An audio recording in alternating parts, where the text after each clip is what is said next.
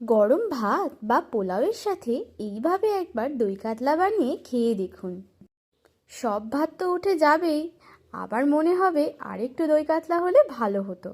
তো চলুন দেখে নেওয়া যাক কী করে বানাতে হয় এই দই কাতলা। তার জন্য সবার প্রথম আমরা 500 গ্রাম পরিমাণ মাছকে ধুয়ে পরিষ্কার করে একটি থালার মধ্যে নিয়েছি। পরিমাণ মতো নুন ও গোলমরিচের গুঁড়ো দিয়ে এভাবেই মাখিয়ে নিতে হবে। তারপর একটি বাটির মধ্যে নিয়ে নেব 100 গ্রাম টক দই আর সাথে কিছুটা কাজু বাদাম। 1 চামচ পরিমাণ চিনি দিয়ে মিক্সিতে দিয়ে একটি পেস্ট বানিয়ে নিতে হবে। ব্যাস আমাদের পেস্ট বানানো হয়ে গেছে। এবার একটি কড়াইতে তেল নিয়ে নিতে হবে।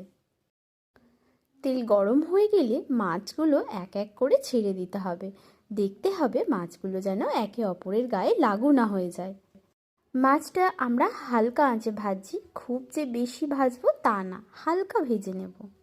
আমরা এটা সাদা তেলে করছি, আপনারা চাইলে সর্ষের তেলেও করতে পারেন।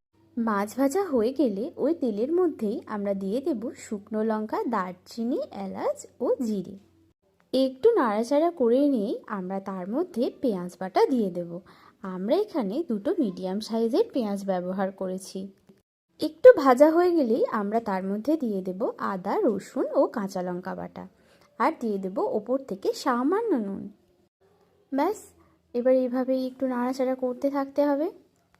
তারপর দিয়ে দেব সামান্য পরিমাণ হলুদ। হলুদ দেওয়ার পরেও এভাবে নাড়তে হবে। দেখবেন যতক্ষণ না জলটা ছাড়ছে ততক্ষণ নাড়তে হবে। তারপর আগে থেকে যে পেস্টটা বানিয়ে রেখেছিলাম সেটা দিয়ে দিতে হবে। পেস্ট দেবার পরেও খুব ভালো করে এভাবেই নাড়াচাড়া করতে থাকতে হবে। দেখতে হবে যেন তলায় না লেগে যায়। এবার বাটি ধোয়া জলটা আমরা দিয়ে দেব। গ্রেভি প্রস্তুত। এবার মাছগুলো এক এক করে তার মধ্যে দিয়ে দেব। মাছ দেওয়া হয়ে গেলে এক পিঠ হলে আমরা আরেক পিঠ উল্টে দেব, আর ঢাকনা দিয়ে বেশ কিছুক্ষণ ছেড়ে দেব, যাতে মাছের মধ্যে ওই ঝোলটা প্রবেশ করতে পারে। ব্যাস প্রস্তুত হয়ে গেছে। দেখুন কত সুন্দর কালারটাও এসেছে, আর দেখে তো মনে হচ্ছে স্বাদটা দুর্দান্ত হবে।